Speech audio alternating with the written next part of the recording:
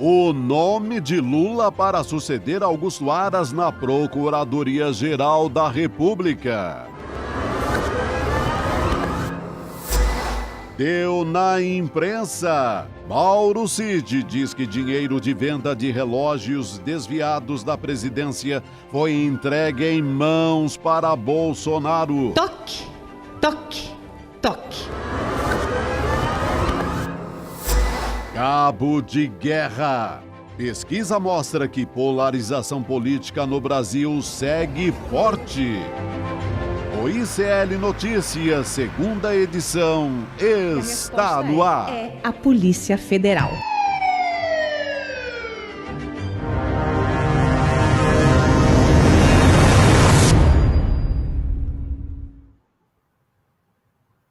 Boa noite, hoje é dia 15 de setembro de 2023 e o ICL Notícias segunda edição está no ar nos canais de Eduardo Moreira e também do Instituto Conhecimento Liberta. Muito boa noite, CP, que prazer estar aqui com você nessa sexta-feira. Estou aqui no Rio de Janeiro, salve meu xará, Chico Sá, minha querida Roberta, de volta a essa bancada, mesmo que seja de vez em quando, é uma maravilha. Estamos aqui, graças a Deus, hoje é sexta-feira, é vida que segue. É e isso olha, aí. No Brasil está seguindo rápido, hein? Muito rápido. Boa noite a você que nos acompanha em Rio Bonito de Lumiar, em Dayatuba, Fortaleza, Olinda, Porto Alegre, Chapada dos Veadeiros, Itacoatiara, no Amazonas. Tem Itacoatiara e Niterói também, uma praia que eu adoro. Boa noite para você de Paranaguá, no Paraná, e também São Miguel do Araguaia, no Goiás. Tem festa também, hoje? Tem. Avaré está fazendo 162 anos, né, onde está o meu amigo cardiologista, Dr. Carlos Arbache. Avaré, no interior de São Paulo, 162, 162 anos. Parabéns. Tem show de Ana Carolina. Tem uma grande festa na cidade. Viva a Avaré, que eu não conheço. Preciso ir lá ainda. Vamos para frente. Vamos para frente, que tem festa. E eu falei no Goiás, mas na verdade em Goiás, né? Em Goiás, Roberta Garcia. E já na largada, eu peço para nossa audiência dar um like aqui no nosso vídeo, para você que nos acompanha pelo YouTube. E não esqueça de seguir o ICL Notícias nos canais, nas plataformas digitais. Nós estamos no X, né? O finado Twitter, no Instagram, no Facebook e também no YouTube, para vocês que estiverem nos acompanhando pela plataforma digital. Vai lá, Chico Pinheiro, temos editorial, né? Pois é, acho que Mário de Andrade aqui dizia, né? Muita saúva e pouca saúde os males do Brasil são. Mas isso lá no passado, quando o problema era a agricultura, era a saúde. Hoje é a estupidez que reina, é a estupidez que domina, né? É o festival de besteiras que assola o país. Temos basicamente dois problemas no Brasil. Um é o ódio, resultado do fanatismo, o ódio que separa as famílias brasileiras, né? Mas o ódio que foi instalado pelo bolsonarismo, por esse pensamento fascistoide, que odeia o outro, quer eliminar o outro, é resultado de outra coisa, da burrice, da ignorância, do desconhecimento das coisas.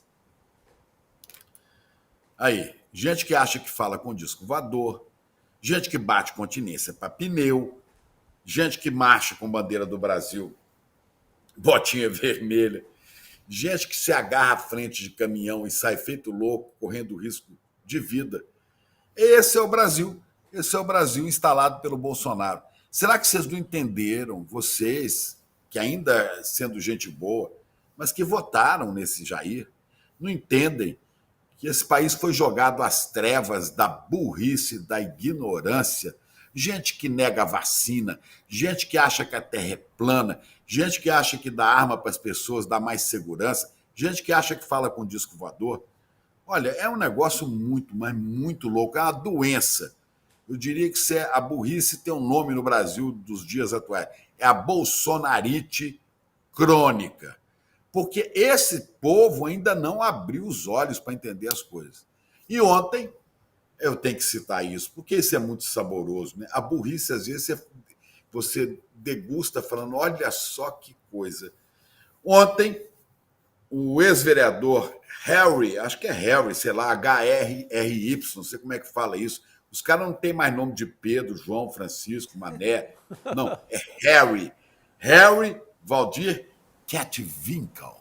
Kettwinkle, né? Foi vereador lá em Votuporanga. Foi condenado por ter cometido atos de violência doméstica, né, contra a mulher, contra a mãe e contra a sua irmã. Foi condenado em 6 de novembro de 2016. Tinha sido vereador em Votuporanga. Ele que era filiado até agora ao Partido Solidariedade, mas parece que foi expulso. Esse advogado, que é gado, né? Esse cidadão ontem teve a ousadia, a petulância, a arrogância de ir ao Supremo Tribunal Federal. Olha a figura.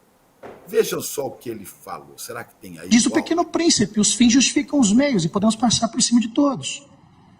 Maquiavel, os fins justificam os meios. Maquiavel que ele nunca leu. Ele não tem noção do que é isso. Maquiavel nunca disse que os fins justificam os meios. Maquiavel, né, que dava lições de esperteza política, ele dizia o seguinte: quando os fins são satisfatórios para um povo, o povo ignora os meios, né?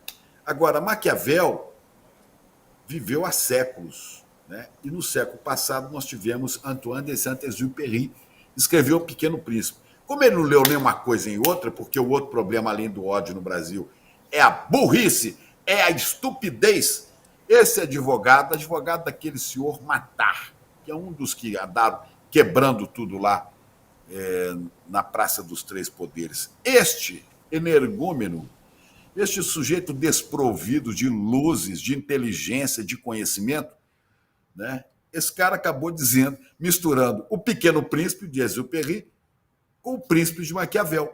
E falando coisa que Maquiavel também nunca disse. Ele não sabe o que está falando. Agora, uma figura como essa chega ao Supremo Tribunal Federal e fala com os ministros da Suprema Corte do Brasil. Aí alguém botou aqui, sai do Google e vem para a livraria, querido. Não quiser ir para a livraria, vai lá para o sebo do queridíssimo Ismael Riel, em Águas de Lindóia, que tem cinco garagens de livros. Você vai pegar o Pequeno Príncipe, você vai pegar o Príncipe de Maquiavel, vai pegar muita coisa interessante para aprender um pouco, para não falar asneira, para não falar burrice, para não envergonhar a classe política. Essa figura que foi condenada por agressão a mulheres, né, por crime de agressão a mulheres, tem a ousadia de ir ao Supremo defender um pobre coitado nada, um safado que tentou explodir coisas lá em Brasília, quebrar tudo, né? E misturar príncipe, mas tomou uma invertida do Xandão. Alexandre de Moraes na tela. Vamos ver a resposta do Moraes? Acho que temos aí, né? É patético e medíocre. Eu repito, é patético e medíocre que um advogado suba à tribuna do Supremo Tribunal Federal com um discurso de ódio, um discurso para postar depois nas redes sociais que veio aqui agredir o Supremo Tribunal Federal. Pois é isso. O cara que não sabe que é o príncipe, que é Maquiavel, que é o Pequeno Príncipe, se ele primeiro, pelo menos, tivesse assistido concursos de misses lá no passado, ele saberia que o livro preferido das misses era O Pequeno Príncipe. Tu te tornas eternamente responsável por tudo aquilo que cativas. Essas coisas que as misses gostavam de declamar, sem saber também que O Pequeno Príncipe não é um livro simplesmente poético. O Pequeno Príncipe é um livro denso e pesado. O Pequeno Príncipe é um livro que fala de morte. E as pessoas não sabem disso. Se você já leu, releia, para você entender o fim do Pequeno Príncipe, que é, né, a opção pela morte. O Pequeno Príncipe praticamente se suicida nesse livro. Não é um livro para crianças, nem para misses, e muito menos para um advogado despreparado, insolente, arrogante, que chega ao Supremo e fala esse monte de asneira. É a isso que o Brasil está exposto, ao ódio e à burrice. Enquanto estivermos sendo dominados por uma maioria da população que vive pelas redes sociais, que vive tendo informação por WhatsApp, que conversam com ETs, que batem continência para pneu, vamos continuar assim, sem saída. Olha, isso é metade do eleitorado praticamente brasileiro, né? Temos que ajudar a tirar esses nossos irmãos das trevas da ignorância absoluta, e interditar um advogado como esse, que além de ser, quando era vereador, agressor de mulheres, agora envergonha, né, a classe dos advogados em pleno cenário do Supremo Tribunal Federal. Como é que a gente resolve isso? Bom, primeiro a gente resolve isso com educação.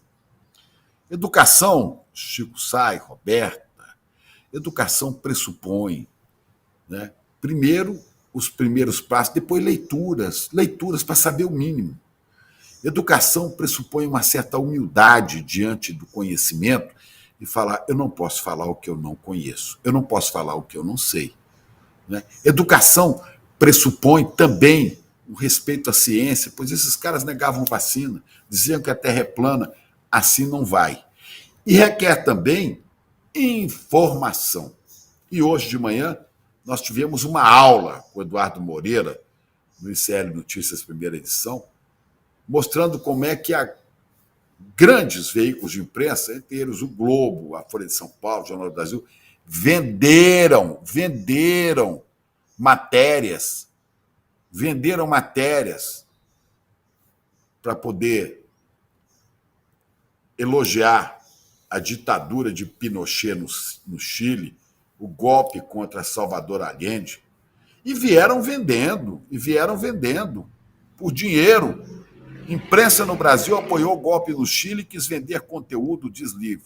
Olha, esse cara que está aí com essa capa é o ditador Augusto Pinochet, né, que pode estar, eu quero que Deus o tenha e jamais o traga, até porque eu não acredito muito no diabo, porque se existisse estaria sentado no colo dele, assassino, apoiado por Emílio Garrastazu Médici, que foi presidente do Brasil, né, apoiado por Ernesto Geisel, apoiado pelos generais ditadores do Brasil.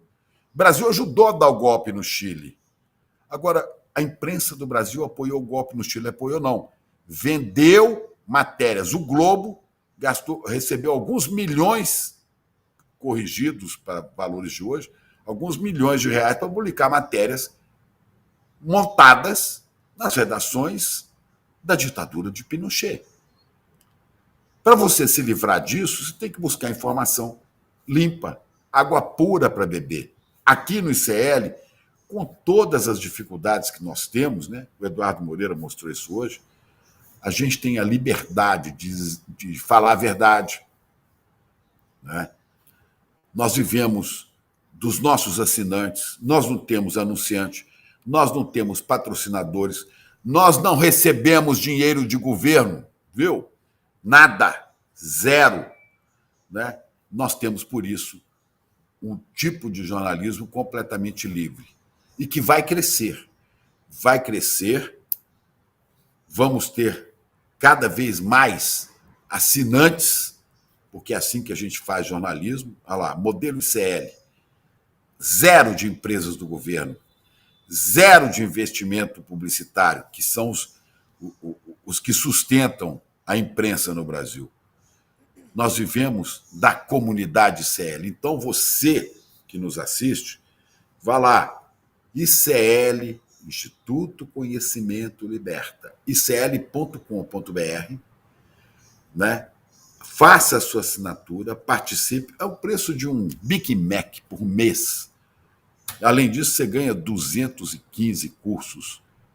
Curso de tudo, de inglês, francês, espanhol, italiano, alemão, chinês, japonês, curso de espiritualidade, curso de yoga, curso de história do Brasil, curso de história do mundo, curso de história da imprensa. Aliás, tem lá, um dos cursos, tem uma aula minha, fui professor da Universidade Federal de Minas Gerais, então tem uma aula minha com Cristina Serra, falando disso que é a grande imprensa, onde nós trabalhamos durante muito tempo, e o que é um canal onde se fala com a completa liberdade e com a responsabilidade, né, decorrente disso. Então põe lá icl.com.br, assine, participe, comunidade ICL, vamos crescer cada vez mais para mandar informações seguras, porque você não pode confiar completamente na informação que circula pelos grandes meios de comunicação. Vale ver, hoje Eduardo Moreira citou de manhã, matéria de Jamil Chad, que ficou meio escondida lá no UOL, né, onde ele mostra como espaços de grandes jornais, inclusive do golpe do Chile, foram comprados. No caso do Chile, ele conta lá exatamente como é que o Globo vendeu esse espaço para normalizar a ditadura sangrenta de Pinochet junto à classe média brasileira e por aí vai. Quer informação livre? Venha para o ICL. Venha ser assinante do ICL. Aqui, ninguém mete a mão. É isso, Xará. Roberta. Obrigada, CP. Agora, gente, para tudo, porque a Heloísa Vilela tem uma apuração exclusiva.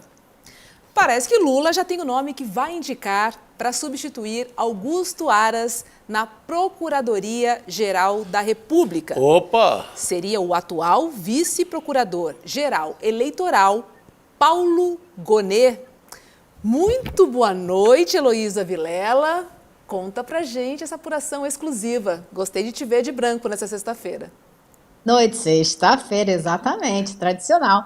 Olha só, boa noite, Chicos, Roberta. Pois é, hoje foi um dia que eu vou lhe contar. Telefone daqui, na orelha direita, na orelha esquerda, fala com um, fala com o outro.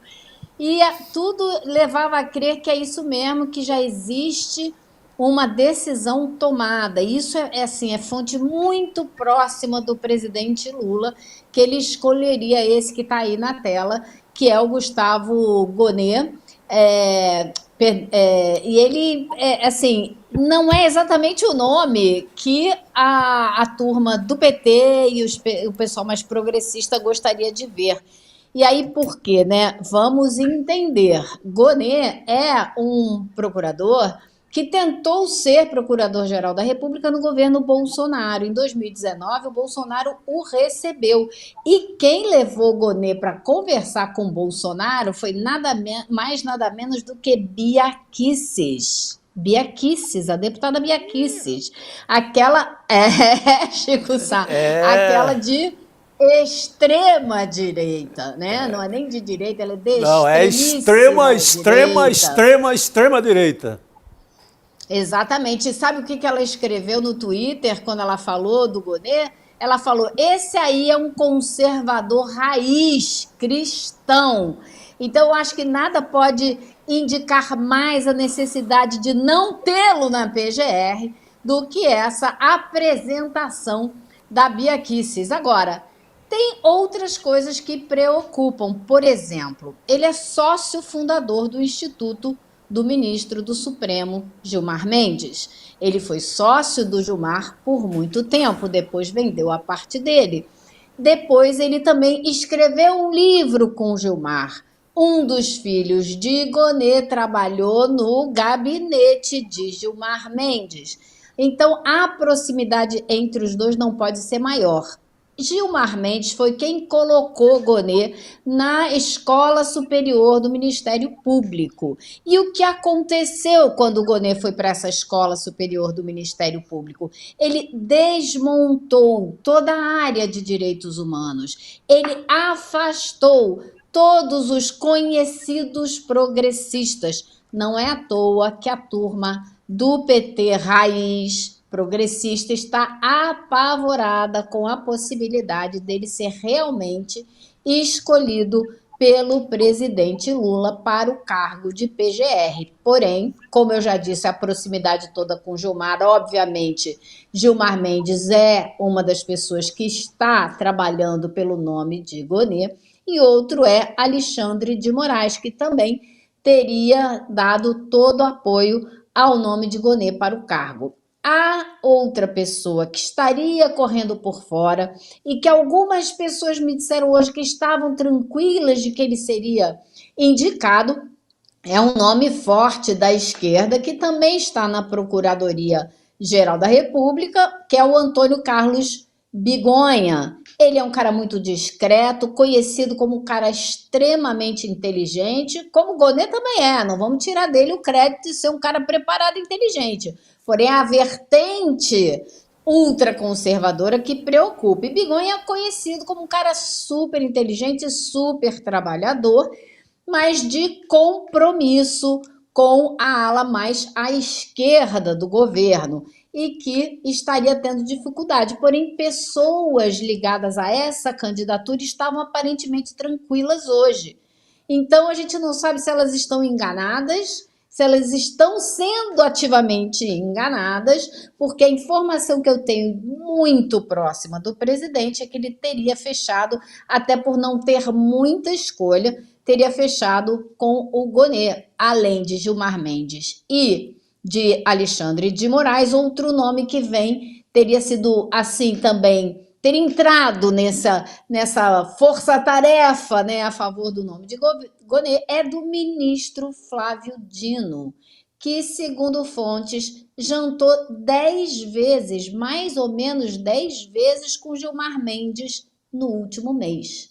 Então, existe muita costura sendo feita por aí e Gilmar Mendes e Alexandre de Moraes têm feito muita pressão para que Dino seja o próximo ministro do Supremo na vaga que será aberta com a saída de Rosa Weber. Então, é assim, um jogo de xadrez aí que eu vou deixar na mesa agora para vocês comentarem, porque tá complicado esse jogo, viu, Chico?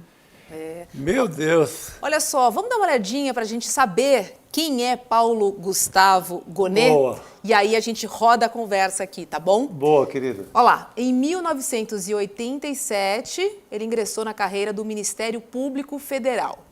Em 2012, alcançou o cargo de subprocurador-geral da República, o último nível da carreira. 2021, foi vice-procurador-geral eleitoral e representa o Ministério Público Eleitoral nos processos que tramitam no Tribunal Superior Eleitoral, no TSE. Em 2023, assinou o parecer que defendeu tornar o ex-presidente Jair Bolsonaro inelegível. Começa com você, Chico Sá, depois a gente vai lá para o Chico Pinheiro. Vamos lá. Olha, eu acho que o que explica tudo são os padrinhos. A gente tem que prestar muita atenção quem é padrinha no Brasil. Aqui é a República dos Padrinhos. É uma Gilmar Fest, né? Exatamente. É tipo Quem é padrinha, o jogo é um jogo de padrinhos. É um jogo de padrinhos na política brasileira. Se tem Gilmar Mendes e tem o Xandão, o cara já está com pés, mãos, braços, tudo na Procuradoria. Ainda passa por essa conversa com o Dino, numa operação casada, do Dino ser o próximo cara do STF. Eu diria que a apuração da Elô está completamente 100% certeira, o cara pode já tomar o vinho português com o Gilmar Mendes, que já é, né? Não é? Tudo indica, tudo né? indica que padrinho, sim. Agora, como me disse uma fonte hoje, nada é enquanto não esteja assinado, né? Sim. E a padrinhagem, a política brasileira, a gente nunca sabe o que vai acontecer. Tudo pode acontecer. Inclusive, Chico, hoje estava conversando com algumas pessoas e eu estava falando, a gente nunca sabe até que ponto também todas as pessoas que estão falando isso ou aquilo estão jogando um balão de ensaio no ar para ver se conseguem derrubar esse nome, porque tem muita gente, a campanha contra ele é muito forte. Então, na medida que a gente tem a chance de falar dele e mostrar por que seria ruim, a gente entra no lado das pessoas que estão fazendo campanha contra ele, sabendo ou não sabendo, não é isso? Então, o jogo é sempre complicado. O único dado que eu vi que é favorável, embora nesse perfil todo conservador, votou pelo Bolsonaro, por eliminar o Bolsonaro. Pelo menos tem esse voto. Mas quando a gente fala em... pelo menos tem isso. Porém, ele podia ter feito isso antes, porque metade dos procuradores apresentou para ele, Exatamente. 36 procuradores apresentaram para ele essa história lá atrás, quando teve a reunião do Bolsonaro com os embaixadores, já dizendo que isso aí era indício de problema, que isso não podia ser, etc, etc. E ele engavetou isso, só trouxe à tona agora quando os ventos políticos mudaram, né? Exatamente, mas é muito ruim um perfil como esse, porque a Procuradoria-Geral da República não é só, porque ficou muito focado nessa história de impeachment ou não impeachment, de engavetar ou não engavetar. Mas a Procuradoria-Geral da República é quem decide sobre a Amazônia, é quem decide sobre cotas na hora H, é quem decide sobre as grandes questões do país, sabe? É o lugar das grandes decisões. A gente ficou muito na mente, assim, desde o Brindeiro, que era o engavetador geral do Fernando Henrique, a gente ficou muito assim, achando que o presidente, que pensa na vida e no futuro, coloca um cara que vai engavetar tudo. Ele pode até engavetar tudo para o Lula, como engavetaram para o Bolsonaro, como engavetaram também no caso para o Fernando Henrique, o Geraldo Brindeiro, que ficou, não é, Chico, ficou conhecido como engavetador geral da nação. Gente, mas a Procuradoria é maior. Se você bota um conservador, o cara quer conservar o quê no Brasil? Se o cara tá bom, tá bom. Quer conservar a desigualdade, quer conservar a desgraça que a gente vive, pô. Complicado, né? E aí, CP, o que você achou dessa dobradinha que a Elô trouxe? Gonê e Dino, né? Tem muita coisa a ser observada aí. O meu xará acaba de falar de Geraldo Brindeiro, engavetador-geral da República. Esse serviu ao Fernando Henrique, assim como o Aras serviu a Bolsonaro. Né? Serviu nos dois sentidos, do verbo servir, serviu no passado, foram servis. Cada um é servil ao seu jeito. Né? Triste.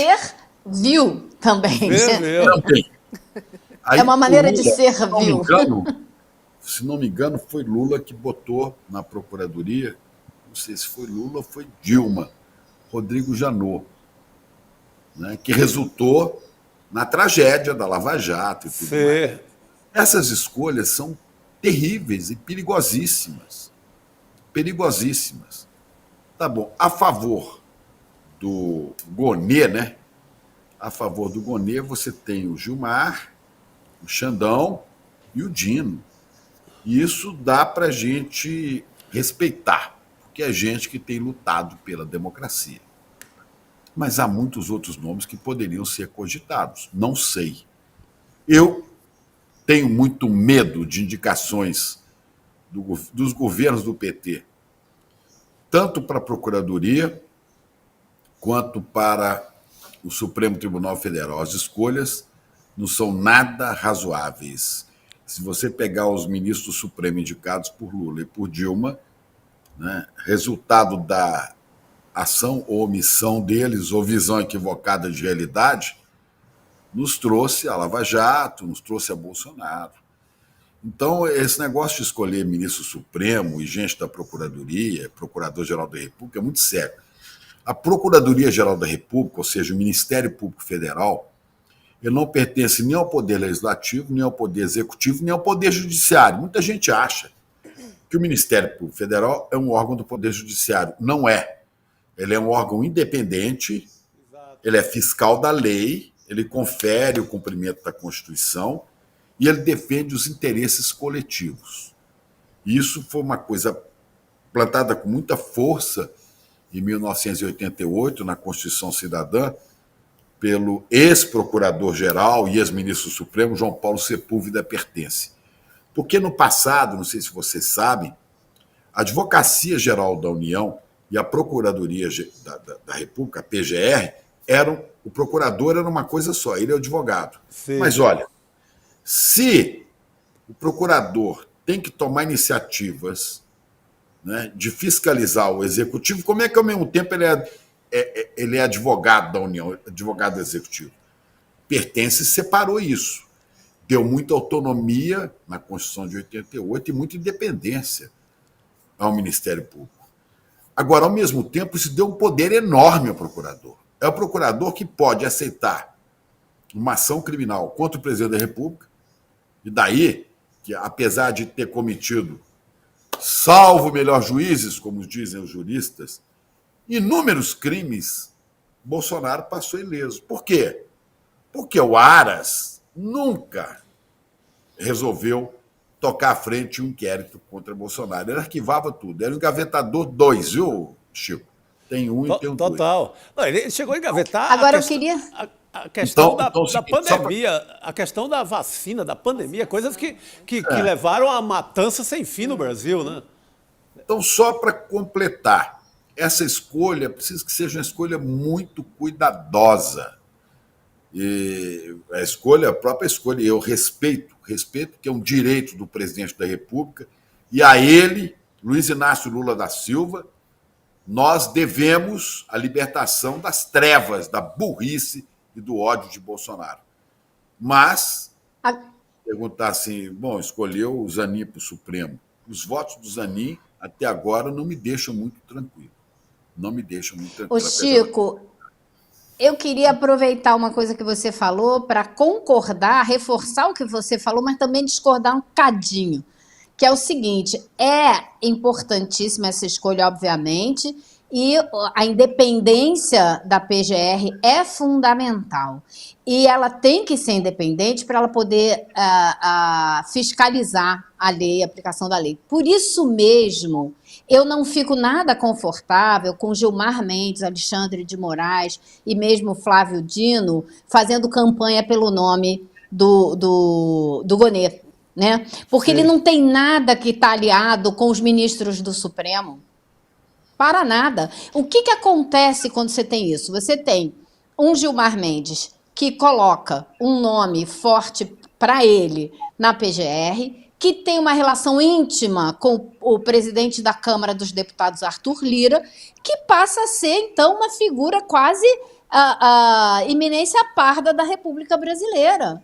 Passa a ser uma pessoa poderosíssima, não é? Que tem peso em todas as forças. Então, não acho isso nada saudável para a nossa democracia. Ele passa a ser o vice-rei geral da República. O cara, embora na contradição de rei na República, mas ele é o mais poderoso. O Gilmar passa a ficar... Se ele tem a PGR, se ele tem... Pelo menos, eu digo assim, as pessoas que o recomendam, né, a gente pode ter várias discordâncias, inclusive a Gilmar Fest, lá de Portugal, do Gilmar Mendes. Gilmar Mendes é uma figura importantíssima no cenário político brasileiro. Né? Foi Gilmar Mendes que trabalhou para rever foi Gilmar Mendes os absurdos da Lava Jato. Mas antes, Chico, o Gilmar Mendes praticamente ele leva o Lula à prisão. Mas depois ele tira o Lula. Ele impediu a Dilma de colocar o Lula no ministério. Então, assim, para o bem ou para o mal, ele é uma figura muito importante na A cadeia de Curitiba que o Lula puxou, ele deve um pouco ao Gilmar Mendes. Gilmar Mendes, quando decide que Lula não pode ser ministro, Gilmar Mendes sela a prisão do Lula. Mas então, Gilmar Mendes... Mas, sou advogado do Gilmar nessa história. Quando o Gilmar percebeu que estava sendo manipulado por Moro e pela aquela turma de pilantras da Lava Jato, né, o que o Gilmar fez? Foi o Gilmar que trabalhou na segunda turma do STF e foi ele o responsável também. Se ele ajudou a botar o Lula na cadeia, foi ele que tirou de lá. Eu respeito pelo conhecimento e por essas posições de Gilmar. Alexandre de Moraes não existisse, talvez a gente não tivesse cuidando da reparação do fascismo bolsonarista. E o Flávio Dino, para mim, está acima de todas as suspeitas. Agora, só para completar e terminar essa história, o presidente Lula vai escolher o Procurador-Geral da República e vai escolher o sucessor de Rosa Weber. Eu gostaria, viu, Rô, você que é uma mulher guerreira negra, eu gostaria que fosse uma mulher negra e sei que elas existem no judiciário. Aliás, a gente vai falar com elas, a gente vai falar com uma delas hoje no Sinapse, tá? Às 7h30 da noite, que é a Soraya Mendes. Conta logo. A Soraya vai estar conosco às 7h30 da noite no Sinapse. Ela é uma das indicadas, né, pelos movimentos sociais, então vai ser ótimo falar com ela, já puxando sardinha para o meu programa. Tem pelo menos umas 50 belas candidatas negras, sabe? Tem no menos 50. Tá certo. Devagarinho, olha, Chico, as pessoas eu vão não assistir. vou... Eu não vou deixar passar, não. Você vai ser o advogado de defesa do Deixa eu só Gilmar, eu vou ser o advogado de acusação. Deixe-me só completar o raciocínio aqui. Né? Se não for uma mulher negra, que seja pelo menos um homem negro. Quer que ser macho, não seja um macho negro de altíssima competência. Eu queria muito ver o ministro Silvio Almeida, do Supremo Tribunal Federal, um cara de uma profundidade no seu conhecimento jurídico fantástico. Mas, ou na Procuradoria, não pode ser procurador, porque ele não era do Ministério. Silvio Almeida vai ser o futuro presidente do Brasil. Então, só para a gente encerrar, vou dar a palavra à advogada de acusação. Espera que tem mais uma coisa. Só mais uma coisa. Vai lá, Chico. Tem só mais uma coisa. E eu sei que, humildemente, devagarzinho, o ICL vai fazendo o seu trabalho, como mostrou hoje de manhã Eduardo. Esses dias o Dória ligou para o Edu para falar de uma coisa que saiu do ICL. E eu sei que lá em cima, no topo do poder, as pessoas veem o ICL. O Lira está furioso, está processando a gente, porque ele sabe do ICL. E o brigadeiro Átila Maia, só para fazer uma correção aqui, tem aí uma imagem desse bravo brigadeiro. O brigadeiro Átila Maia apareceu ontem numa foto aí, quando a gente falava aqui no ICL, sobre trambiques e falcatruas de militares, e falava das questões de Braga Neto. Apareceu, o Chico até chamou atenção, apareceu o general Paulo Assis, lembra, Chico? Sim, exatamente. Você falou, foi ele que colou o Braga Neto para ser vice de Bolsonaro. Ele é autor da ideia. Tinha o general Paulo Assis, tinha ao lado dele o Levi Fidelix, aquele cara do aerotrem que já morreu, está navegando um trem lá longe. Tinha também o Hamilton Mourão, aquele sujeito que fugiu do Rio Grande do Sul depois da enchente, senador por lá, mas desapareceu. E tinha o brigadeiro Átila Maia, que assiste o ICL e que mandou uma mensagem aí para o ICL, muito preocupado, achando que a gente estava colocando ele na mesma canoa dos militares corruptos. Eu quero dizer ao brigadeiro Átila Maia, eu quero dizer a ele que não, absolutamente, né, não falei dele como corrupto, só mostramos uma imagem dele com essa galera, né? E dizer a ele, brigadeiro, nós estamos aqui à disposição, com a maior boa vontade, com o coração aberto, para discutir as questões relativas ao papel das Forças Armadas numa democracia. Tá certo, CP. Boa. Repor isso aí, porque ele estava meio incomodado. Boa, Chico. É um balaio de corruptos. Recado dado. Pelô já foi embora. Elô já foi. Eu tinha. Elô já foi do nosso telão e já chegou o Guga. Vamos seguir no debate. Elô voltou. Elô, querida, a gente quer conversar muito sobre isso, tá? Gonê, Gilmar, enfim, entender o seu posicionamento, mas eu vou ter que seguir o programa, o Guga já tá por aí, mas... Sim, teremos chance, Elô, de alguns seguir. Shops, alguns. Beijo, Gilmar Mendes, o centrão do judiciário, viu, gente? Seguiremos no tema, Elô. Brava. Oi, Guga, boa noite para você. Já vou inserir o assunto, tá? Porque a revista Veja, que circula hoje, traz na capa o Mauro Cid com uma frase que resume praticamente tudo. Em mãos, para ele. Para ele. Em mãos, para você. Para ele, Seria o dinheiro, né, da venda de 2 relógios desviados dos presentes oficiais. Rob, do Rolex... tá. Não, só faltou dizer como luva de pedreiro. Receba! Receba, boa! Receba! Então, olha só, receba! Porque esse é o dinheiro do Rolex e do Patek Philippe. Com o dinheiro entregue para Bolsonaro. Receba! Segundo a revista, é o que Cid disse na sua delação para a Polícia Federal. É isso mesmo, Guga? Dinheirinho verdinha em mãos para dar menos pala, posso dizer assim? Em cash.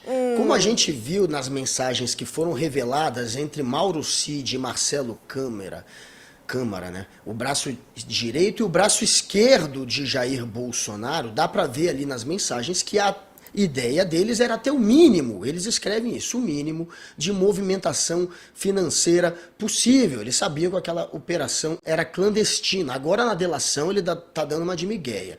Tá dizendo que, olha, a gente não sabia que era ilegal, a gente achava só que era imoral. Não achava só que era imoral, sabia que era ilegal. Tanto que levou para fora do Brasil esses 2 relógios junto com outras joias num voo presidencial, numa viagem que Bolsonaro fez para visitar o Joe Biden, aquela em que Bolsonaro ainda pediu ajuda para o Biden, dizendo que que o Brasil acabaria correspondendo com os interesses dos Estados Unidos se o Biden, pelo menos, fizesse vista grossa aquele possível golpe que já estava em andamento. Ou a Casa Branca nunca desmentiu essa história, o Bolsonaro tentou desmentir, mas o fato é que nessa viagem foi quando foram levados esses 2 relógios e joias também. Na delação, agora, o Mauro Cid está querendo ir para o lado só dos relógios, ele está negando que tenha vendido joias, porém, o advogado dele, numa primeira entrevista para a Veja um tempo atrás, ele admitiu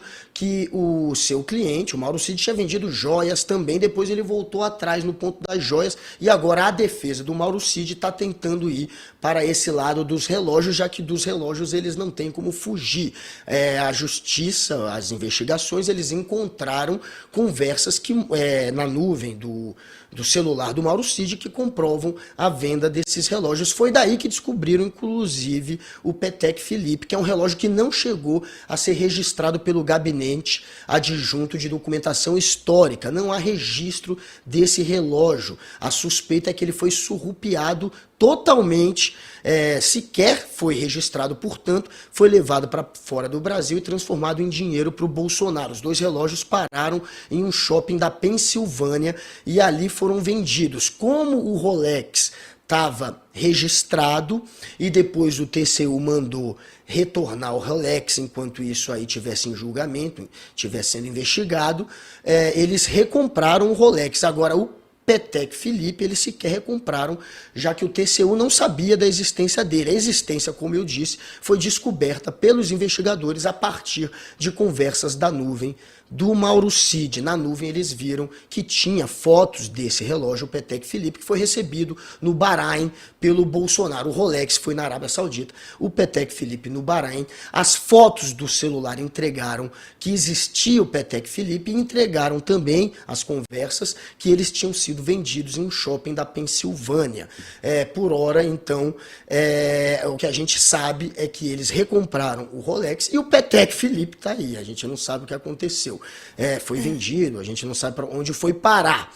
E o dinheiro dessa empreitada ilegal foi retornado em cash para Jair Bolsonaro, $68 mil, que foi primeiramente depositado na conta do pai do Mauro Cid, o Mauro Lorena Cid, e depois foi sacado e repassado em prestações, em cash, em dinheiro vivo, em mãos, como diz agora na delação Mauro Cid, para Jair Bolsonaro. É isso. Tem mais, né, do que Mauro Cid disse à revista Veja. Vamos chamar a primeira arte aqui? Porque ele diz o seguinte, olha, o presidente estava preocupado com a vida financeira. Ele já havia sido condenado a pagar várias multas. Foi a declaração de Mauro Cid à revista Veja. Disse também ele, eu recebia um monte de besteira nesse sentido, de gente que defendia intervenção, mas não repassava para o presidente. Qual o valor daquele texto encontrado no meu celular? Aí Mauro Cid falando sobre a minuta do golpe. Qual o valor daquele texto? Juro, eu não acredito. É inacreditável. Nenhum valor, imagina. Eu só rascunhei aqui, mas só eu não ia ali, usar, não. Foi um desenho da minha filha ali, sem nenhum valor. Uma minuta de mais golpe. um é mais um roteiro do golpe. O golpe estava sendo traçado, estava sendo planejado, tanto que o braço direito de Jair Bolsonaro estava procurando um argumento jurídico para sustentar o golpe. Tinha minuta de golpe, tinha a filha dele, que vazou conversa agora, tentando descobrir uma maneira do papai dar golpe. A própria filha, coitada, metida na história, tanto por conta do cartão de vacina, que ela se apropriou, o cartão de vacina ilegal, para ir para os Estados Unidos estudar lá, e isso pode ser usado contra ela, apesar dela ser menor de idade, quanto tentando descobrir um outro meio do papai dar um golpe. Papai Mauro Cid, ela na conversa diz, olha, esse negócio de artigo 142 não tem como, não vai funcionar. Tenta procurar um outro meio de se justificar o golpe. Então, ele estava claramente tentando articular um golpe. Não dá para dar uma de migué, dizer que só recebeu gente que estava ali tentando propor um golpe, que só recebeu, portanto, um monte de sugestão, tentando banalizar. Não foi isso. Ele, sim, estava buscando um argumento jurídico para isso. Ele buscou, sim, junto com outros militares de média patente, digamos assim, a maioria coronéis, ele tentou, sim, buscar um meio de dar um golpe. É isso que essas conversas apontam. Só que é claro que ele está tentando banalizar. Essa delação dele está meio caosinho, né, se a gente for ver até agora, né? Porque ele, na questão das joias, está querendo dizer que só vendeu os relógios. A princípio, o advogado dele dizia que tinha tentado vender joias. Ele tentou colocar em leilão outras joias, sim. Mas como só dá para comprovar a venda dos relógios, ele está tentando agora reduzir a história para isso. Ele está dando uma de migué na questão do cartão de vacina. Ele está assumindo toda a culpa do cartão de vacina, dizendo que não, eu fiz isso porque eu precisava de um salvo-conduto, a gente não tinha vacinado, vai que eu e minha família, a gente ia precisar do cartão para entrar em algum lugar e não tinha. Então ele está assumindo também... Sobre o cartão de vacina, diz o seguinte, olha, Guga, eu estava com medo de perseguição, medo de a minha filha não poder ir para a escola, a minha esposa não entrar no mercado. Foi isso que aconteceu em relação ao cartão de vacina, Guga. Daí eu falsifiquei, né? Porque pois é. Eu estava com esse medo todo, então eu falsifiquei o cartão. É o que ele acaba de dizer. Agora, o advogado do... Viu, Chico? O advogado do Mauro Cid, ele já havia falado que o dinheiro tinha ido para o Bolsonaro. Ele tinha uma pequena dúvida se era para Michele ou para Bolsonaro. O que a capa da Veja traz resolve que no casal, o Bolsonaro não é nada besta, não deixou na mão da Michele. O Bolsonaro pegou para ele.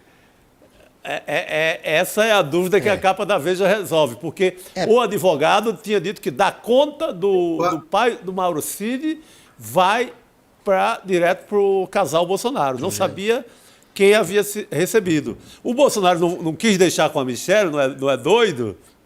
Pegou para ele o dinheiro. É o que diz a capa da Veja. Agora, Chico Pinheiro, segundo a revista Veja, Mauro Cid não vai citar os generais Braga Neto e Augusto Heleno na sua delação. Vou abrir aspas e jogo para você, tá, CP? É o seguinte, olha, ele diz assim, ó, nunca vi o general Braga Neto levando nada ao presidente. Nenhuma resposta, na dica de nada. O general Ramos desapareceu naquele período. Já o general Heleno estava mais preocupado com a saúde do presidente do que com os manifestantes. E aí, CP? Olha, aí eu fecho com o Demore, sabe? O Demore hoje cedo disse, vamos com calma, é pitaco, provavelmente não é o que está na delação. Se está em sigilo de justiça, como é que a Veja vai saber? Bom, vamos combinar o seguinte, pode ser verdade, está na capa da Veja. Mas a Veja é uma revista confiável até certo ponto. Ô Chico, mas o advogado do Mauro Cid já falou isso. A Veja não traz absolutamente nenhuma novidade. Isso é dito pelo advogado do Mauro Cid. Não é pitaco. O advogado Mauro Cid falou que o dinheiro foi para a casa do Bolsonaro. Ele só tinha dúvida se quem recebeu em mãos foi a Michele ou o Bolsonaro, ou o ex-presidente. Mas isso não é chute da Veja.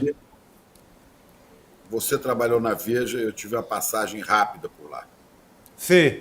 Os caras que mandavam na Veja eram 3. Entre esses 3 havia Roberto Guzzo, né? Exatamente. E Augusto Nunes. Augusto Nunes. Exatamente. A informação da Veja, ela atende a certos interesses. Então, não sei se isso veio pelo advogado, se veio por alguém que está querendo manipular coisas. Então, a gente lê a Veja, mas é preciso ter muito cuidado. É preciso ter muito cuidado. De repente, podem estar fazendo um trabalho aí para dizer, olha, ele não vai falar nada sobre militares ou financiadores de golpe, né? Porque para ver se alivia a barra. Pode estar jogando balão de ensaio. A Veja não é um veículo confiável. Isso que eu quero dizer. A gente pode ninguém. A grande imprensa toda, a gente tem que ler de um jeito desconfiando. Tem que ter a desconfiança. Isso você está completamente certo. Mas eu quero dizer que essa informação ela é pública já de muito tempo. A primeira palavra quando senta naquela cadeira para dar entrevista na Globo News, que o advogado do Mauro Cid fala sim, o dinheiro, até que ele separa joias de relógio. Ele separa joia de relógio. O dinheiro, referindo-se aos relógios, o dinheiro foi para a mão do Bolsonaro, do casal Bolsonaro. Agora, o que se sabe é que foi para o próprio Bolsonaro e não para a Michele. Olha, entre Veja e lendo Demore, Desperta, eu fico com Demore, sabe? Eu fico com Demore. Óbvio que eu fico com o meu colega Leandro Demore, mas não é essa a discussão. A discussão é que já foi revelado isso aqui. A Veja chegou pelo advogado do Mauro Cid. Ele falou em Globo News. E você acredita no advogado de Mauro Cid? Não, mas o advogado de Mauro Cid? Que isso, cara? O ponto, gente, é que... meu irmão. Se ele está defendendo... Esse advogado de Mauro Cid estava lá na entrevista da Globo News, esse cara vira e diz assim, alguém pergunta, o senhor falou com o advogado de Bolsonaro? Eu disse, não sei quem é o advogado de Bolsonaro. Na mesma entrevista, ele acaba de me dizer, ele ligou para mim ontem, mas não sei quem foi que ligou. Esses caras estão fazendo jogo. Óbvio, claro. Não, e esse advogado do Mauro Cid mente mais do que Roberto, como é que chama o outro lá, Vacef, né? Esse cara inventa. Não, eu nunca vi o advogado, nunca falei com o advogado de Bolsonaro. Minutos depois ele fala, ele me ligou hoje. Peraí, cara, qual é do advogado de Mauro Cid? Nós não podemos ficar tão afoitos não, Xará. A gente tem que trabalhar com essa informação devagar, ouvir o que está dizendo. Essa informação, ela é muito óbvia. Ela não é uma informação... O que vale é ouro a essa altura, isso que eu quero dizer. Né? Acho que esse a gente está valorizando demais a capa da Veja, quando não é... Isso o que a capa da público. Veja faz... Essa questão de, olha, vendeu o relógio e voltou dinheiro, pelas conversas entre Mauro Cid e Marcelo Câmara, isso aconteceu.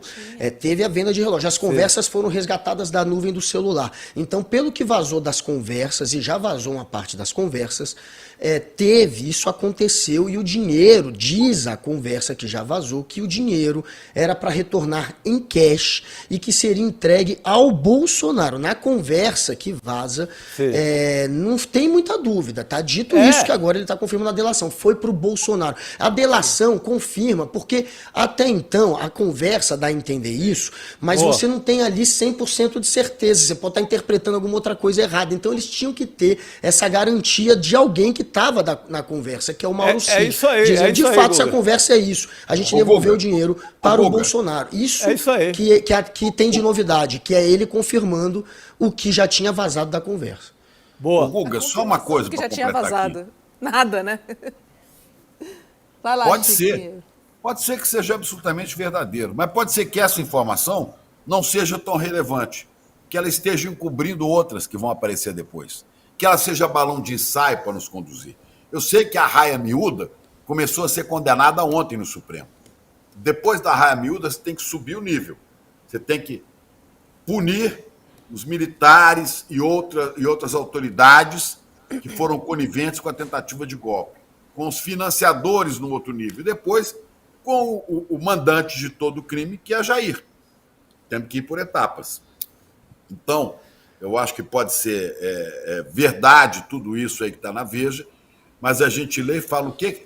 Não é o que eles estão revelando, é o que eles podem estar escondendo, entendeu? Toda desconfiança com esse povo é pouca.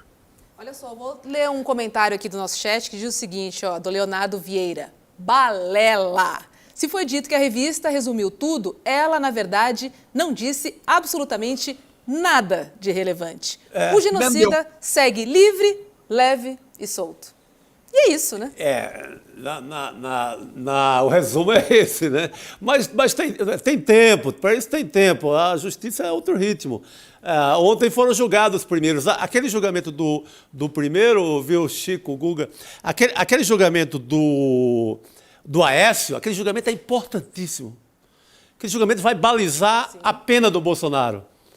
É tanto que o Lênio, o nosso comentarista, o jurista Lênio Streck, ontem ele calcula em torno de 22 a 23 anos de cadeia para o Bolsonaro, da pena do Bolsonaro. Então, porque muita gente diz, estão julgando só a raia miúda. Sim, tem que ser julgada também, mas aquilo vai balizar a pena do Bolsonaro. Se um Reles golpista, quebrador de Palácio do Planalto, quebrador de Supremo, pegou 17 anos... Quanto o arquiteto do golpe, o mandante, o autor intelectual vai pegar, né, Xará? Se for 17, eu estou feliz da vida. Porque 17 já foi número dele, desse energúmeno. Mas depois 22 depois. Pode ser 22 também. Pode ser 22 também. Se o número dele fosse 50, aí já era, né? E ele, arrogante como era, dizia assim, eu só saio daqui morto. Preso jamais. Então, quero ver se ele vai cometer o sincericídio, o suicídio. Vamos ver. Boa. Olha só, sabe quem eu vou chamar para essa conversa? Primeiro eu vou me despedir do Guga. Guga, sextou para você, boa noite e até segunda-feira aqui no ICL Notícias, segunda edição. Beijo para você, querido. Boa noite, Rô, meus queridos Chicos, essa audiência maravilhosa. Tamo Boa juntos noite, e não Guga. esqueçam de votar no Prêmio ICL, que acaba dia 17. Vai. Você, Vota no claro. Prêmio ICL. Vai lá, Já Guga, votei, vota Guga. em mim, vota em mim. Votem no jornalismo, Eduardo Moreira, Economia e, claro, o ICL em mídia de opinião. Entrem no Prêmio Best e votem lá. Valeu, galera. Beijo, Guga. Essa Já me casa despeço de você vota chamando em mim. doutora Vota em Maíra Réquia, que eu estava com saudades. Boa noite para você.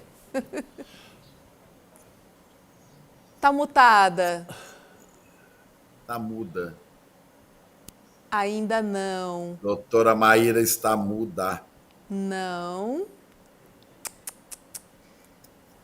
Quer tentar se reconectar? Opa. Acho que sim, né? Pô, quem ia tirar nossas dúvidas jurídicas, Não é? né? Vamos matar essa dúvida aí, logo agora, sobre os 3 réus. E, de fato, Chico, primeiro que muito simbólico, 17 anos, né? O número 17. Exato. 22 é melhor.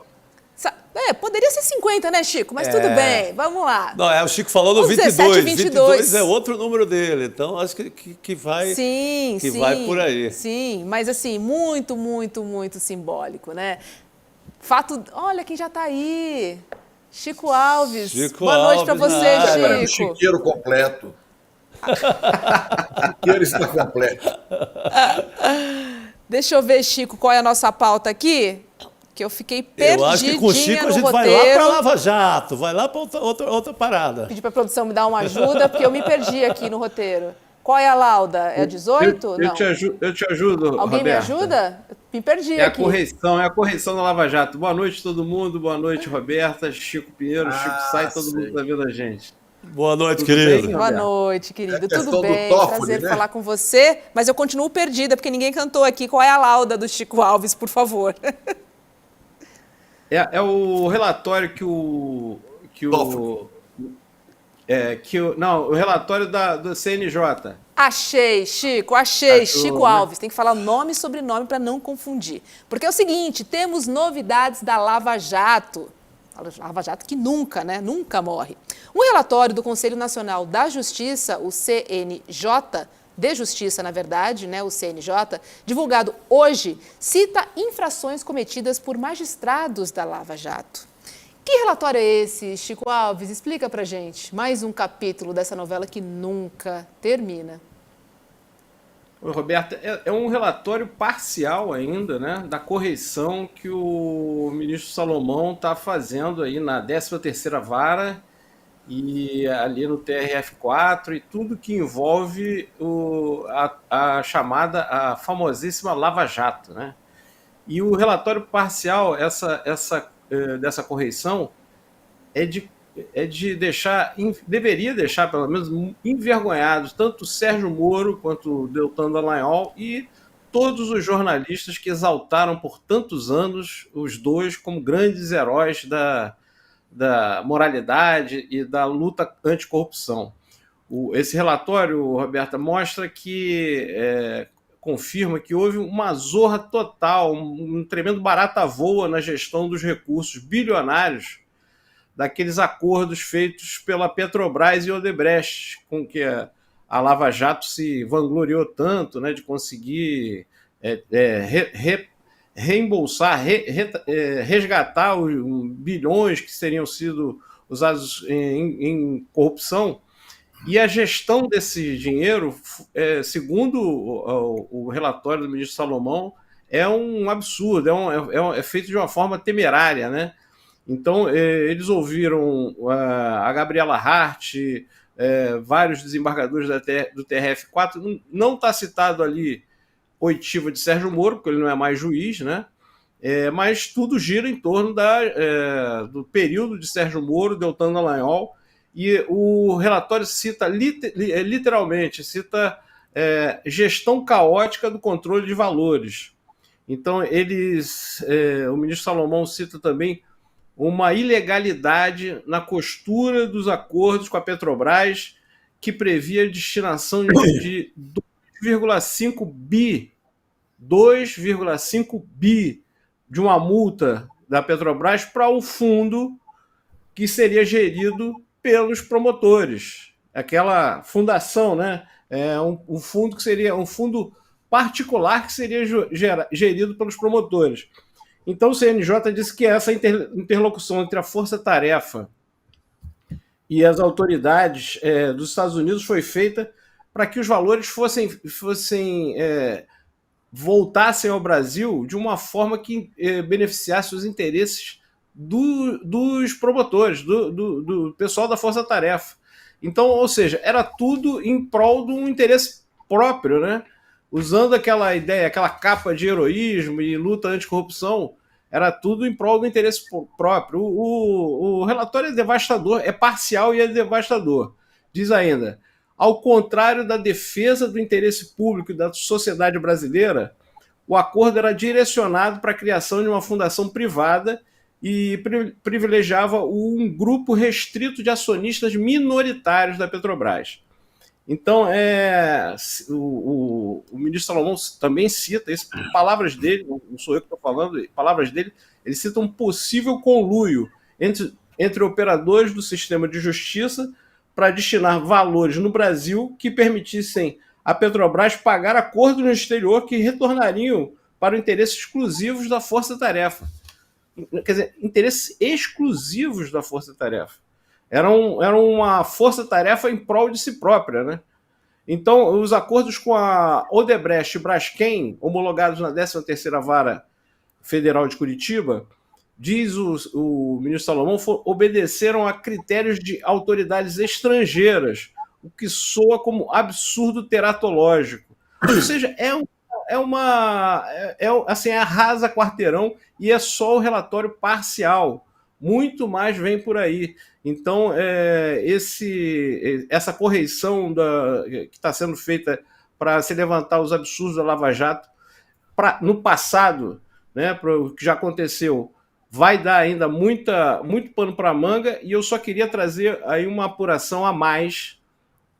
O relatório cita que foi ouvida uma pessoa chamada Flávia Maceno. Ela era diretora da secretaria de Sérgio Moro quando ele estava à frente da 13ª Vara Federal de Curitiba. Essa Flávia Maceno, hoje, ela é assessora parlamentar de Rosângela Moro. Ou seja, eles tiveram cuidado de quando Moro saiu da 13ª Vara, foi ser ministro da Justiça, essa Flávia Maceno foi junto. Depois, Moro e a mulher se tornaram parlamentares, foram eleitos, e essa Flávia Maceno está lá, ela que controlava ali um pouco, acompanhava toda essa gestão de valores, essa Flávia Maceno, hoje é assessora parlamentar de Rosângela Moro. Ela foi ouvida pelo ministro Salomão e o que ela falou está sendo analisado também nessa correição, que ainda vai ter novos desdobramentos. Verdade. Enfim, a história Lava Jato foi longa, né? E a revisão da Lava Jato parece que também vai ser não mais vai longa ser curta, ainda. não, né? E todo dia a gente fica sabendo um novo capítulo, como esse agora que o Chico traz. Vai dar aí muito tempo para revisão. Mas, Chico, esse dinheiro ele é repassado para a Petrobras no final das contas ou parte dele? Porque a relação com o dinheiro dessa turma de Curitiba é muito complicada. Você lembra do caso das diárias? Eles embolsaram diárias milionárias. Tinha um fundo lá de diárias que eles corriam para gastar rápido porque tinha medo de ser devolvida para os cofres da União, e eles bagaçaram assim, muita grana com diárias. Esse dinheiro, ele de fato, ele volta para os cofres da Petrobras ou ainda há suspeita? Não, uma parte sim, mas é a suspeita, tanto que o próprio ministro Salomão começou o documento falando em gestão caótica dos valores que foram pagos como multa, né, judicial. Então, a partir dessa fala de que há uma gestão caótica, a grande tarefa agora dessa correição é identificar para onde foram parar, para onde foram enviados, onde foi depositado onde foram depositados esses valores dessas multas, né? E a gente está falando de bilhões, né, Chico? Sim. Então, gestão caótica de bilhões certamente vai dar prejuízo tão grande quanto os valores que eles estavam lidando, vai ser o prejuízo que qualquer escorregadela, qualquer desvio tenha produzido, né? Então, essa pergunta que você faz aí é o que o ministro Luiz Felipe Salomão vai tentar responder nos próximos meses. Pois é. E a Lava Jato, né, ajudou a gestar, né? Foi um embrião, posso dizer assim, dessa polarização, né, que a gente está vendo hoje. Hoje, inclusive, saiu uma pesquisa Datafolha que mostra que a polarização do Brasil continua firme e forte. Olha os números, gente. 29% se dizem petistas, 25% se dizem bolsonaristas. E temos ali 46% de outros, esperando ser pescados por aí, né? Como é que você viu essa pesquisa, Chico Alves? Depois queria ouvir a opinião também do CP sobre ela. Eu lamento, né, que ainda acho que os 25% ali do bolsonarismo é o que dizem que é o núcleo duro ali dessa seita aí, né? Dos brasileiros que estão nesse transe. Eu imaginava que talvez pudesse cair um pouco, mas o que a gente vê aí, né, nas redes sociais, nas ruas, quando você pega um Uber, quando você comenta sobre política com alguém na rua, você vê que o bolsonarismo está aí, vivo ainda, né? Infelizmente está aí. Você vê, inclusive, entre advogados no STF, né? Você vê lá, entre próprios ministros do STF, que o que o André Mendonça fez ontem foi defender uma tese bolsonarista ali no plenário do STF, Cássio Nunes. Então, o bolsonarismo está aí vivo. O que eu acho que com o passar do tempo, com a gestão do governo Lula indo bem, tendo sucesso, acho que talvez essa quantidade, esse percentual de petistas aumente. Mas é diferente também, é bom a gente lembrar que é diferente apoiar o governo e ser petista, né? Então, a gente pode ter um percentual de muita gente que apoia o governo que não é petista, né? Então, aí o que a pesquisa está dizendo aí, 29% se dizem petistas. É um percentual considerável, né? Eu acho que a gente tem mais do que lamentar que ainda 25% sejam bolsonaristas. Esse é que é o problema. Mas eu vi outro dado na pesquisa. É óbvio que isso mostra que também não apareceu, não tem a tal da terceira via, ou outra opção, não tem se consolidado no Brasil em momento algum, né? não tem emplacado, ninguém tem emplacado como uma alternativa até agora. Tanto que a imprensa tentou reinventar o Aécio agora, não o Aécio da quebradeira lá no Planalto, mas o outro Aécio, o Aécio que começa com a ideia golpista de questionar as urnas na vitória da Dilma, né? Porque o Aécio faz naquele momento o mesmo que qualquer bolsonarista faria. Ele chega a dizer também que as urnas não são confiáveis. Então, o Aécio, a imprensa tenta emplacar agora de novo o Aécio, tentando santificá-lo, para ver se ainda tem uma esperança no Aécio como terceira via. Mas você vê que não cola, não vem nada, eles não conseguem fabricar nada como ideia de terceira via. Mas tem outro dado aí na pesquisa assim, que mostra que é forte ainda a polarização, inclusive ajudada pela Lava Jato, mas tem um dado que 21% não está com um nem com o outro. Está naquele bolo que ajudou até na eleição do Lula, na Frente Ampla, que votou um pouco em Bolsonaro, mas não está com Lula nem com Bolsonaro, não fecha com um nem com o outro. E mais 5% dizem que detestam os dois. Você soma, você tem 26%. Dando mole aí. Você supera matematicamente o bolsonarismo. Então, há campo para uma outra história aí, né? De não ter emplacado ninguém, mas não é tão terrível a polarização como se diz. Se você pega 26% e estão navegando ali. Ora, apoiam Lula, porque votaram na Frente Ampla, mas não se diz esse petista mais de raiz, e está ali flutuando. Agora, CP, estamos falando de 25%, né, que se dizem bolsonaristas. Agora, mesmo depois de todas as denúncias, da inelegibilidade, do julgamento no STF, o bolsonarismo continua forte. Sim. É uma afirmação essa. Sim. Né? A burrice continua vigindo, né? O Pequeno Príncipe está solto. O Pequeno Príncipe no teatro de Maquiavel. As pessoas que acreditam em ETs, interferindo na vida política também, e que acreditam também em Jesus Cristo metido em política, em igrejas e templos de picaretas também. Isso vai levar um certo tempo. Eu acho que a hora que começar a aparecer depoimento de gente fardada, dizendo assim, aquele cara, Jair, é traíra. Aí começa a abrir o olho de alguns. Eles vão começar a falar, nossa, quem está acusando ele é um general. Quem está acusando ele é um coronel. Leva um certo tempo.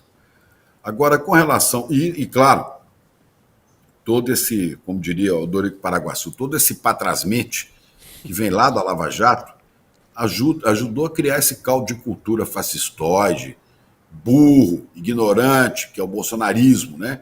O bolsonarismo se junta o fascismo com a burrice. Então, isso é difícil você tirar. As pessoas têm que se educar, as pessoas têm que ler um pouco mais, inclusive os advogados que vão à Suprema Corte falar asneira. Né? Agora, queria só chamar o Chico Alves ter falado aí dessa ação do ministro Luiz Felipe Salomão, que é o presidente do Conselho Nacional de Justiça, CNJ, não é isso?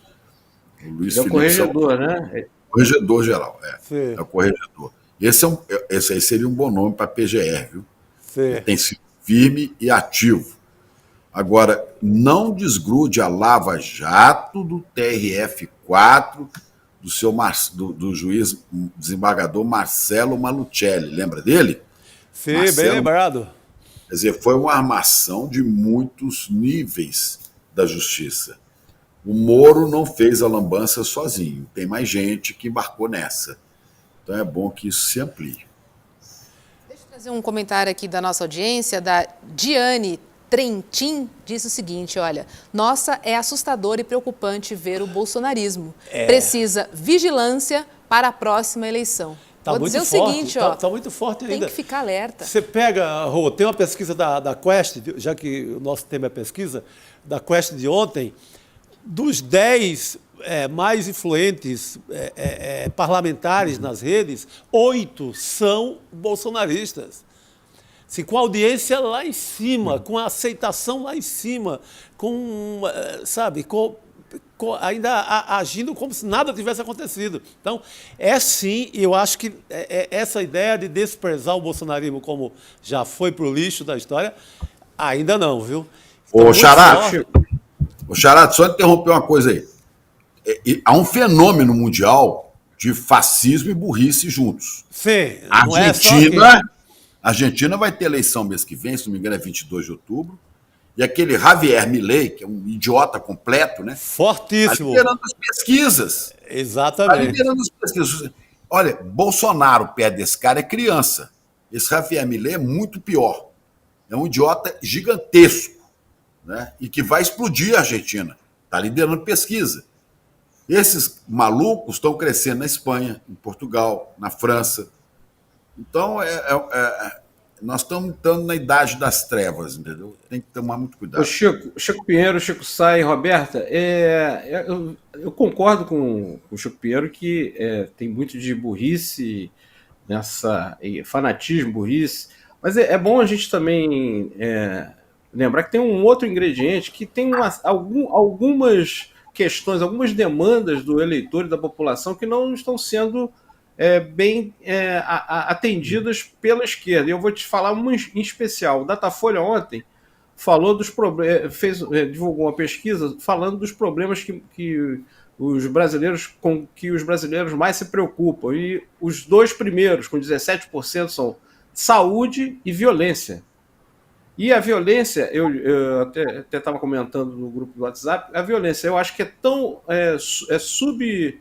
subdimensionada pela imprensa, que trata isso como se fosse um episódio aqui e ali, quando tem uma chacina, mas na verdade é um problema que aflige todos os brasileiros, os mais pobres em especial. Sim. E a esquerda tem que achar uma resposta, uma proposta para isso. Porque quando você sabe que 17% dos brasileiros têm como principal preocupação saúde e violência, o cara que está com um problema, com medo de sair na rua, ele quer um candidato que dê para ele alguma proposta. A direita tem essa péssima proposta que é matar, matar e matar. A esquerda, qual é a proposta que a direita e a esquerda da Bahia, viu? A polícia que mais mata do Brasil é a polícia que veio de Jacques Wagner, Rui Costa, e que Jerônimo hoje está lá sofrendo com ela. A polícia mais assassina do Brasil é a polícia de governo de esquerda. Então o problema é sério. Mas eu vou te dizer, Chico, que na verdade é a esquerda seguindo o receituário de direita. Então, assim, o receituário de direita é matar, matar e matar. A esquerda, quando fala de segurança pública, fala principalmente de direitos humanos, que é uma pauta prioritária, com certeza é. Mas os direitos humanos dizem o que a polícia não deve fazer. A polícia não deve torturar, não deve fazer chacina, ok. Mas a população está esperando que a esquerda também diga o que a polícia deve fazer para dar segurança para a pessoa pobre, de classe média ou pobre, que sai de casa cedo para trabalhar e quer voltar em segurança para sua casa. Exato. Então, esse tema, por exemplo, a esquerda não tem uma proposta, apesar de tantos estudos acadêmicos que tem lá nas universidades, tem uma abundância de estudos. Então tem que sentar, pensar e dar uma proposta para... Essa é um exemplo de uma questão que a esquerda, por exemplo, não está dando resposta. Então não é só a ignorância, tem uma demanda aí da população que a esquerda tem que atender. Agora não é com a receita da Bahia, como o Chico Pinheiro falou, do seu Jerônimo, do seu Rui Costa, do Paulo Souto, até desde Paulo Souto. Então, isso aí, essa não é a saída, tem que achar uma outra. Chicos, definitivamente segurança pública é um tema que a esquerda precisa encarar de frente urgentemente. E a esquerda não está sabendo falar com a população, não está sabendo falar com o trabalhador que tem o celular roubado na entrada do metrô, não tá sabendo falar com essa população. Sim. Tem a promessa do Lula de criar, separar, fazer do Ministério da Justiça 2, fazer o Ministério da Segurança. Mas é mais do que isso, não é só criar um balcão novo, é dar uma resposta para essa história. Dino mandou hoje para a Bahia a Polícia Federal, vamos ver. Chico Alves, querido, sextou para você no Rio de Janeiro, um beijo e até semana que vem aqui no ICL Notícias, segunda edição. Beijo para você. Beijo, Roberta. Chico Charás, também um abraço, bom final de semana, boa sexta e vamos embora. Boa noite, querido, abração. Vamos lá, vamos fazer uma tentativa número 2, um segundo round com a Maíra. Oi, Maíra, boa noite para você. Deixa eu ver se eu te escuto antes de soltar a notícia. Vamos lá. Tomara que sim. Boa noite, Rô, boa noite, Chico Sá, Chico Pinheiro, a todas as pessoas que nos acompanham. Peço desculpas aí, eu realmente não sei o que aconteceu aqui com o meu áudio, mas que bom que deu certo voltar. Ah, Ótimo. não, a gente não O que desculpa, não. importa é A gente não isso. desculpa, não. Olha só, gente, o STF, né, a gente estava comentando aqui, julgou 3 réus no dia 8 de janeiro com penas de até 17 anos de prisão. Número simbólico aí. Da primeira leva, faltou o Moacir José dos Santos. Vamos dar uma olhadinha na arte. Olha só. Temos então, olha, o Aécio Lúcio Costa Pereira, né, que já foi condenado, o Tiago de Assis Matar, que também foi condenado, e o Matheus Lima de Carvalho Lázaro, também já foi condenado. E eles foram condenados pelos seguintes crimes. Vamos dar uma olhadinha, porque são 5. Primeiro é associação criminosa armada. O segundo, dano qualificado, deteriorização de patrimônio tombado, tentativa de golpe de Estado e tentativa de abolir o Estado Democrático de Direito. Maíra, são 1.395 réus, então se o Supremo levar mais ou menos um dia por réu, serão 4 anos de julgamento. Como é que vai ser isso? Porque não é possível, né? Não dá. E aí para o Supremo, né, Rô? Porque na realidade nada, né? a gente está considerando 4 anos, porque o Supremo tem sessões às quartas e às quintas, então só vai julgar isso pelos próximos 4 anos, aproximadamente. Então, eu imagino que esses primeiros julgamentos, eles foram pautados justamente para trazer a público essa discussão, né, da tentativa de golpe de Estado, do 8 de janeiro, dar visibilidade, publicidade para a própria sociedade, para a população brasileira. Esperava-se que a discussão fosse de algum nível, mas infelizmente o que a gente viu é que meus colegas deixaram muito a desejar, as sustentações orais não foram nada técnicas, viraram ali praticamente um circo, né? Uma completa falta de respeito com o próprio Supremo Tribunal Federal, a maior corte do nosso país. Agora, eu imagino, Rô, que esses primeiros foram pautados, achei muito significativo não só a aplicação da pena, né? Uma série de simbolismos, mas também o primeiro o primeiro réu julgado, Aécio. Mas enfim, eu imagino que os próximos julgamentos aí eles devem vir pelo julgamento virtual, onde os ministros eles vão depositando os votos ali. O julgamento plenário virtual ele fica aberto de 7 a 10 dias e os ministros vão depositando seus votos e ao final tem ali o placar da condenação, da dosimetria da pena, etc. Porque senão o Supremo Tribunal Federal vai ficar esse tempo todo apenas avaliando essas ações penais dos atos antidemocráticos da tentativa de golpe no Brasil. Então, acho que os primeiros serão nesse sentido, né, de julgamento presencial, com ainda inscrições para sustentação oral, mas em um determinado momento, acredito que se ainda for a nossa ministra Rosa Weber a presidente do STF, deve começar a pautar os demais julgamentos de âmbito na forma virtual, até para maior celeridade, né, de todos esses casos. Muita gente aqui no chat questionando a dosimetria, né? Foram condenados a 17 anos de prisão, até 17, tem 17, tem 15.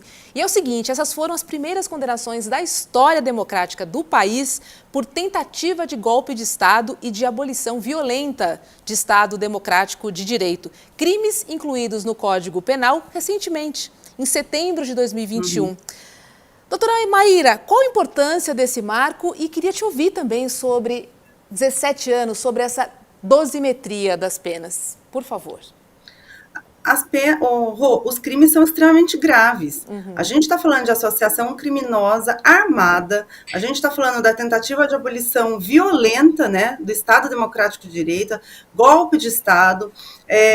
Teve ainda alguns, eu acho que se não esses outros, denunciados pela ameaça, incitação a crimes. Esses sim são crimes que são um pouco mais brandos, a própria ameaça, a incitação a crime, mas a gente tem ainda o dano qualificado e a deteriorização do patrimônio tombado também. Todos esses são crimes extremamente graves. Então, assim, 17 anos não é nada exagerado. Você tem, para além de quando o julgador, né, ele vai aplicar a pena, você ainda tem circunstâncias que atenuam a pena ou que aumentam a pena. E aí, se você vai fazer o cotejo de cada réu em separado, ainda que a pena de 2 deles tenha sido a mesma, mas você tem condições, se é primário, se tem bons antecedentes, é uma série daí de questões subjetivas. Você tem a primeira fase, que é a aplicação objetiva, né, da lei, para você poder fazer essa dosimetria, e depois você parte para uma aplicação subjetiva, que é com relação a isso. Se é primário, se tem bons antecedentes e outros tantos requisitos. Como são crimes extremamente graves e a pena é uma pena alta, essas pessoas cumprirão a maior parte do seu tempo de prisão realmente integralmente detidas, né? Então, em regime fechado. Então, esses foram os primeiros. E a razão dessa pena ter sido tão alta é de fato que a gente está falando de crimes extremamente graves, né? A gente quase passou nesse país um golpe de Estado, um golpe que já estava sendo gestado aí pelo ex-presidente, pelo seu núcleo duro, por várias autoridades que, inclusive, se omitiram ali no dia 8 de janeiro, e quando também tinham os acampamentos, com tudo isso ali sendo dito. Tem os intelectuais, né, os mentores intelectuais, tem os financiadores ainda também para serem processados. Então, eu acho que ouso dizer que essa pode ser uma pena base para, a partir daí, como bem disse o Lênio, eu acho que hoje pela manhã a gente tenha para os mentores intelectuais aí uma pena ainda maior. Então, é mais ou menos assim que funciona o cálculo da dosagem da pena, dependendo de cada crime em concreto. O pessoal aqui no chat está falando, não podemos fazer como os bolsonaristas, não dá para tratar da mesma maneira. Enfim, acho que ficou muito claro, né, a gravidade do que a gente está falando aqui. É muito pesado. E, Roberto, você teve também o papel dos advogados, assim, porque se eu sou advogado de um réu, de uma pessoa que sabia que ia ser condenada, eu vou preocupado em baixar essa pena, eu vou fazer uma defesa técnica, tentar baixar a pena, e não dar um conforto, sei lá, tirar 1 ano aqui, meio ano acolá, em cada artigo que o meu cliente está enquadrado, vou tentar reduzir o tamanho da pena. Não, eles foram tentando lacrar em rede social. Nossa. Aí eles deixaram aberto para a condenação máxima. O Chico, nos Estados Unidos, teve gente que invadiu o Capitólio e tomou 40 anos de cadeia. Sim, eu acho que nem é a questão da quantidade de anos. Tem que ficar preso, tem que prender esse povo. A doutora Maíra pode nos explicar. O cara pega 17 anos, 1 ano e meio ele vai cumprir em prisão domiciliar, mas ele não quer dizer que ele vai cumprir 15 anos e meio em regime fechado. Quem tem bom comportamento, é cidadão de bem, tem advogado, né? Acaba saindo. Acho que o máximo que pode acontecer com esses caras aí, e me corrija se eu estiver errado, doutora Maíra, é questão de 7, 8 anos de regime fechado, mesmo, preso, não é não? Tem uma série de condições depois que você vai, durante o cumprimento da pena. Se eu não me engano, o ministro Alexandre de Moraes já determinou que, no mínimo, em um deles, no mínimo 12 anos, seja de regime integralmente fechado. Mas o fato é que depois, quando termina a sentença, né, o acórdão condenatório, e isso transita em julgado, esse processo ele vai para uma vara de execução criminal, que ali um juiz, enfim, um juiz, um ministro, mas acredito que ainda fique na vara da execução criminal, para cumprir, para acompanhar esse cumprimento de pena. Depois você tem, se você trabalha, a cada 3 dias, se eu não me engano, deduz 1 dia da pena, se você tem um bom comportamento, isso são fatores que lá na frente podem autorizar uma dedução dos dias que a pessoa tem que cumprir. Mas existem também alguns limites, um período mínimo que essas pessoas, em virtude desse volume de pena, vão ter que ficar aí em regime integralmente fechado. Esse cálculo ele é feito ali pela vara da execução criminal, mas eu garanto que, assim, uns bons anos essas pessoas ficarão fechadas. E isso é dada a gravidade. É importante a gente falar que esses são os primeiros que estão sendo julgados, mas tem outros tantos que os seus defensores, e a gravidade, né, atraiu essa penalidade aí de 17, 14 anos, mas tem outros tantos que seus defensores já procuraram a PGR para tentar fazer um acordo de não persecução penal.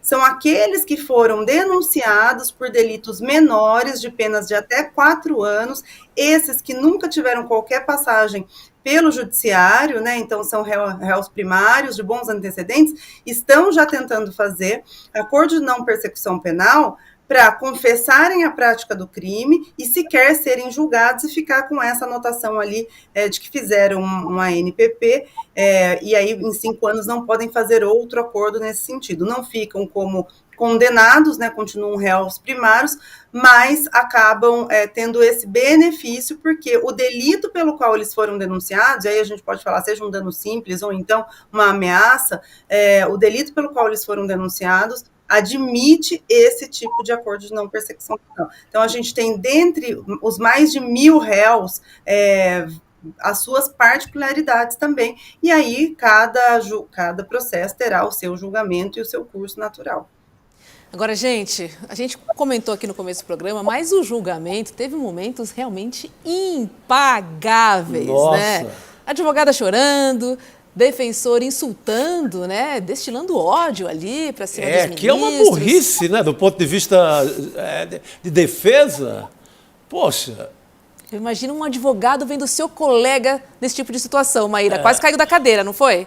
Ai, gente, olha, foi triste, porque, assim, isso depõe contra a própria advocacia. Uhum. No fim, a nossa entidade de classe que fica completamente vilipendiada. A sustentação oral é um momento primordial para a defesa.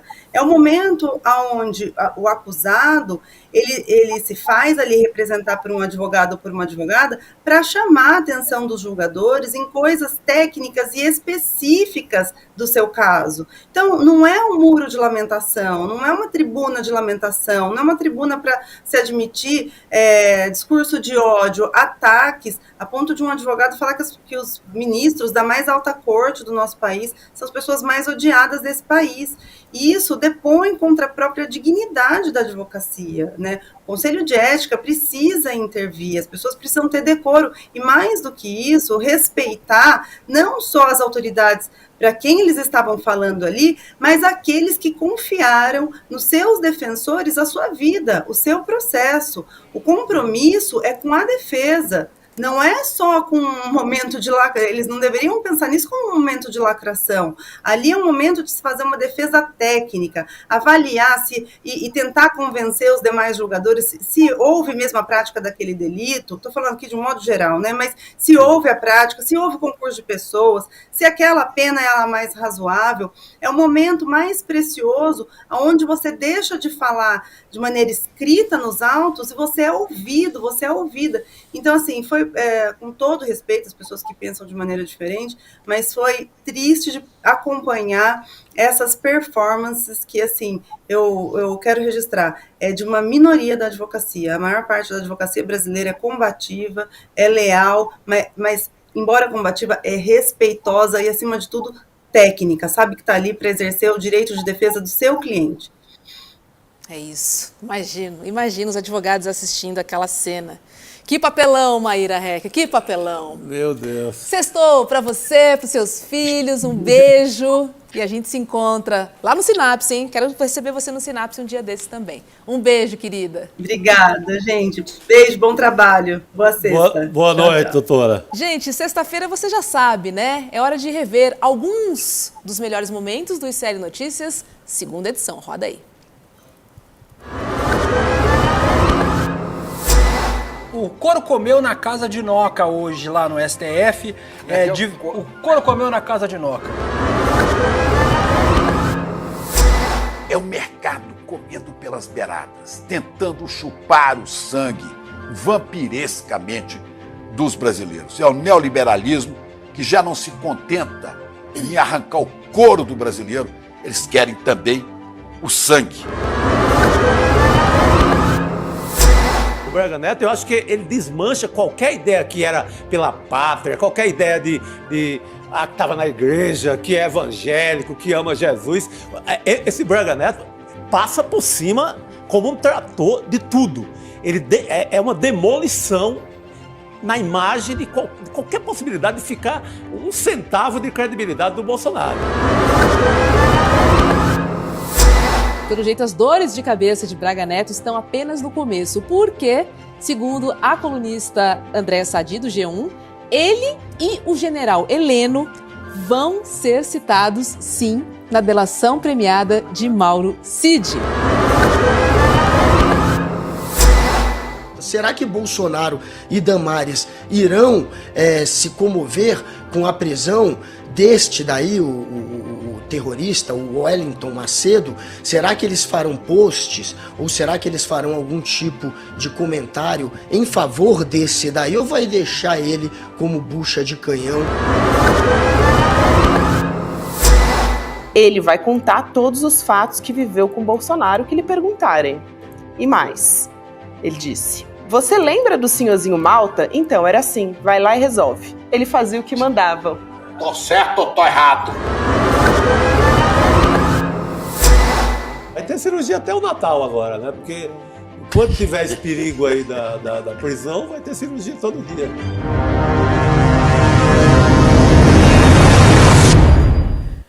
É isso. Cirurgia todo dia, perfeito, né? Corre pro hospital. Se for relacionado ao número de depoimentos... Apertou, corre pro hospital. Exatamente. Chico Pinheiro, sextou, bom final de semana pra você. Segunda você tá aqui no estúdio, certo? Beijo. Até mais, Xará. Chico Sá, beijo pra você também. Vou subir correndo pro nosso estúdio. Opa! Porque o César está me esperando e hoje a gente vai conversar com a Soraya Mendes, que é advogada, jurista e também professora. E ela é uma das indicadas pelos movimentos sociais a ocupar a vaga de Rosa Weber no STF. Papo bom, fica com a gente. Daqui a pouquinho começa a entrevista. Beijo, até daqui a pouco. Monja Coen tem ajudado a desmistificar estigmas e a combater a intolerância religiosa no Brasil. As armas que Monja Coen tem, os ensinamentos budistas e o amor. No dia 28 de setembro, uma quinta-feira às 8 horas da noite, ela vai dar uma palestra aberta e gratuita para todo mundo que faz parte da comunidade do ICL. Para você participar é só clicar no link aqui em cima ou aqui embaixo e gratuitamente em poucos segundos você vai estar inscrito. Clique agora, se inscreva e vamos participar dessa aula sobre como vencer o estresse e a ansiedade. Todos precisamos desses ensinamentos. Até lá!